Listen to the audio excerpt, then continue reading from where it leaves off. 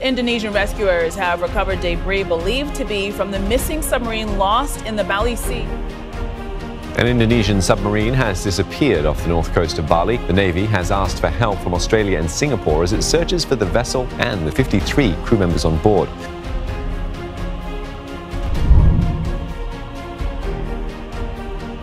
Bolehkah kita katakan ini ada mafia bisnis di dunia pertahanan kita, Bu? Mr. M aja. Dan siapa yang mau buka? Itu sebenarnya menurut saya bagian dari korupsi loh. Jangan salah loh.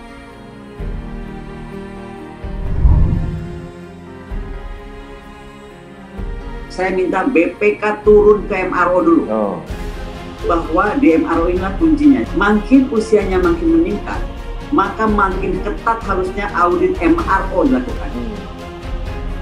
Kasus kapal selam, saya punya kok laporan dokumen terakhir apa hasil maintenance-nya. Saya punya report dari mulai Maret kemarin tentang kondisi kapal selam tersebut dan dari sebelumnya tentang torpedo. Pertama, dia beli Hilux-nya tuh utuh, yang diambil hanya sasis. Kemudian yang lain-lain dijual kembali, padahal harga yang di-charge itu harga satu mobil. Menurut saya kalau KFS KIX coba diaudit. Audit siapa yang memutuskan KFS KIX dijalankan. Akhirnya dengan segala hormat mengedit KKIP, Komite Kebijakan Industri Pertahanan. Berani nggak sekarang pada ngaudit KKIP? Tahu kan KKIP siapa aja di situ? Tapi sekali lagi pemain-pemain yang nggak perlu itu out. Makanya saya tuh sekarang mendorong betul DPR, pengguna anggaran jangan cuma di Kemhan. Panglima TNI harus pengguna anggaran. Nanggala 402 buka tabir mafia alutsista. Concern saya yang sangat teramat dalam, kita kehilangan 53 putri terbaik bangsa. Dan ini nggak main-main. Duka yang teramat mendalam kembali menghampiri bangsa Indonesia dan dunia kemaritiman. Sebanyak 53 prajurit hiu kencana dinyatakan gugur dalam tragedi tenggelamnya KRI Nanggala 402.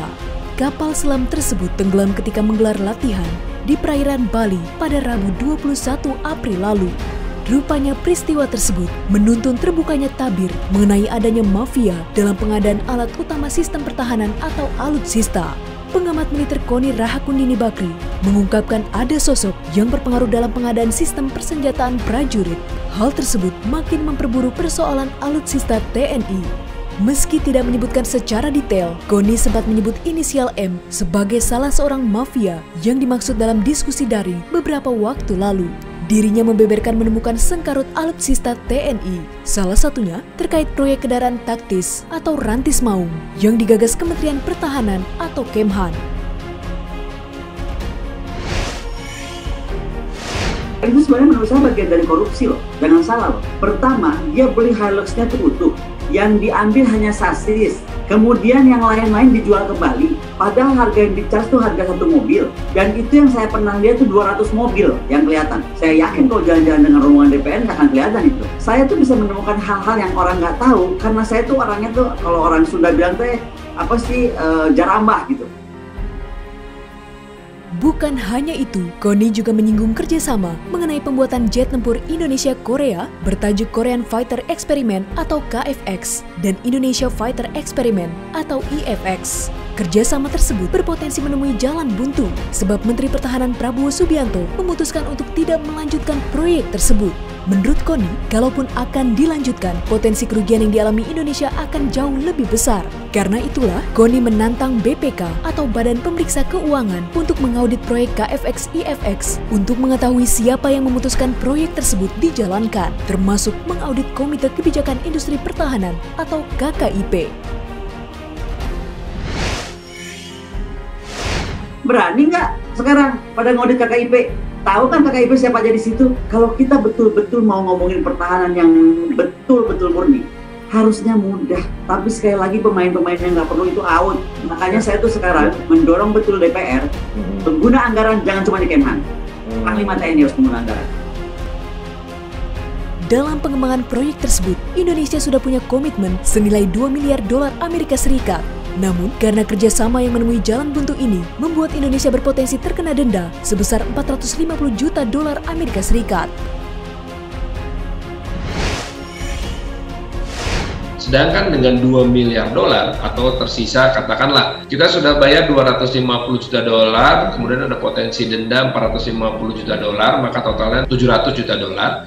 Ada sisa sekitar 1,3 miliar dolar. Lebih baik 1,3 miliar dolar itu dibelikan pesawat yang sudah jadi. Tapi tidak pernah kita diberikan sebuah gambaran yang gamblang apakah memang 1,3 miliar dolar ini akan dibelanjakan pada sebuah alutsista yang fit into the roadmap itu.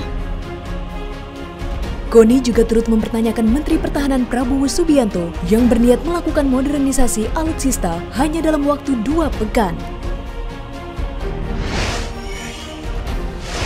Kita harus modernisasi alutsista kita lebih cepat lagi, dan insya Allah dalam 2-3 minggu ini kita akan bersama dengan Panglima TNI dan Kepala Staf kita rampungkan dan akan kita sampaikan kepada Bapak Presiden.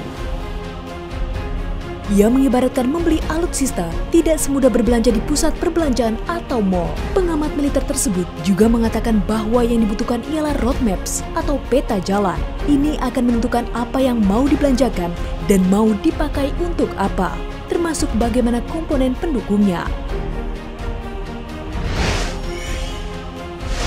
Tiba-tiba mau membuat roadmap cepat, bukan roadmap lagi bahasanya, master plan 2 minggu untuk modernisasi. Seolah-olah ada anggapan membeli peralatan, membangun postur itu seperti beli kue ke mall. Jadi apa aja dibeli dan ada kemungkinan membeli bekas.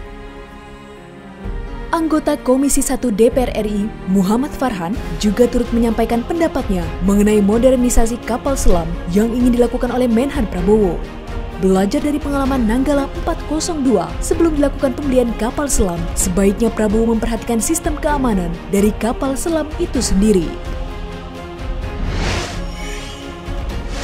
Kalau memang kita mau melakukan modernisasi kapal selam seperti yang disebutkan oleh Pak Menteri Pertahanan di press conference kemarin di Bali, sebaiknya beliau juga menyampaikan bahwa pembelian 3 kapal selam terbaru ini disertai dengan sistem pengamanannya belajar dari zaman sekarang ini. Terkait dengan usia Nanggala 402 yang terbilang cukup tua, Koni berpendapat jika umur kapal selam tidak menjadi masalah asalkan maintenance atau perawatan dilakukan dengan ketat. Salah satunya terkait dengan MRO atau maintenance, repair, dan overhaul. Sejak awal, dirinya telah meminta agar Badan Pemeriksa Keuangan atau BPK mengaudit sistem MRO.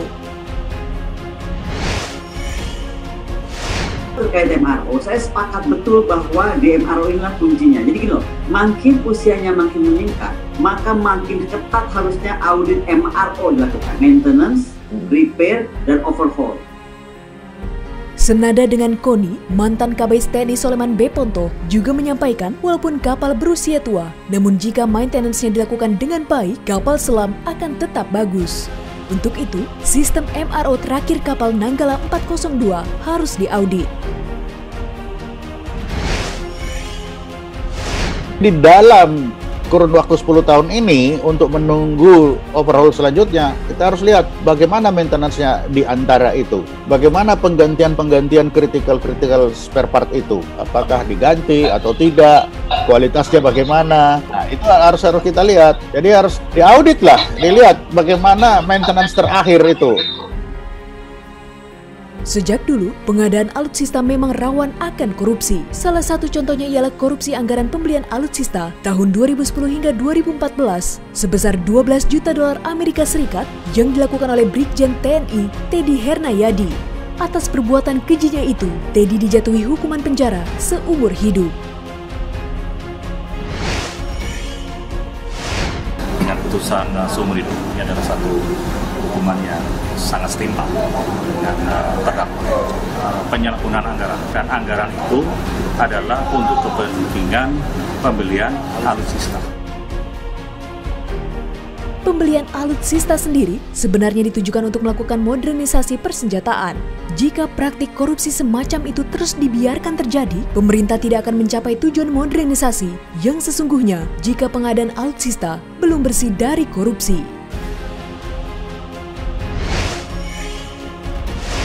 Sekali lagi, tidak ada toleransi terhadap praktek-praktek korupsi, praktek markup, dan saya perlu ingatkan juga bahwa alutsista ini dibeli dari uang rakyat untuk bisa digunakan oleh TNI dalam melindungi rakyat, melindungi bangsa, melindungi negara dari segala bentuk ancaman yang ada. Gugurnya pahlawan penjaga laut Indonesia merupakan kesedihan bagi kita semua, juga merupakan PR besar bagi negara dalam konteks pertahanan. Jangan hanya memikirkan untuk membeli alutsistanya, tetapi pikirkanlah juga bagaimana agar kejadian seperti ini tidak terulang kembali. Tapi seperti katakan Bu Koni tadi, kalau alatnya yang dipasang itu kualitasnya tidak jelas, nah ini akan bermasalah.